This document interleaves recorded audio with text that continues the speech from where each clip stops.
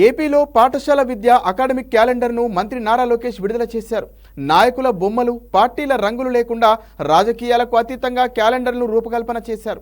ఆగస్టులో school management కమిటీల ఎన్నికల పూర్తి చేయాలని లోకేష్ ఆదేశించారు. రాష్ట్రంలో పాఠశాల విద్యాశాఖకు సంబంధించిన 2024-25 అకాడమిక్ క్యాలెండర్ను రాష్ట్ర విద్యాశాఖ మంత్రి నారా లోకేష్ విడుదల చేశారు. ఉండవల్లి నివాసంలో పాఠశాల విద్యాశాఖ ఉన్నతాధికారులతో మంత్రి లోకేష్ సమీక్ష నిర్వహించారు. అనంతరం ఆయన మాట్లాడుతూ ప్రభుత్వ విద్యాలయాలు రాజకీయాలకు అతీతంగా ఉండాలన్నది ప్రభుత్వ లక్ష్యమని, ఎటువంటి రాజకీయ జోక్యాన్ని అనుమతించబోమని స్పష్టం చేశారు.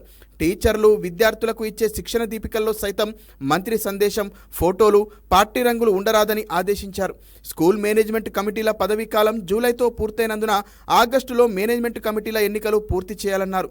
పాఠశాలల్లో మధ్యాహ్న భోజనం నాణ్యత, మౌలిక సదుపాయాల మెరుగుదల, పర్యవేక్షణ బాధ్యతను పేరెంట్స్ కమిటీలకు అప్పగించాలని సూచించారు. ప్రభుత్వ స్కూళ్లలో టాయిలెట్స్ నిర్వహణ మెరుగుపరచాలని, ఇందుకు అవసరమైన కెమికల్స్, ఉపకరణాల కొనుగోలుకు తక్షణమే టెండర్లు పిలవాలని ఆదేశించారు. సిబిఎస్ఈ స్కూళ్ల పనితీరుపై సుదీర్ఘంగా చర్చించిన మంత్రి లోకేష్ త్వరలో తదుపరి రూట్ మ్యాప్ ప్రకటిస్తామని చెప్పారు.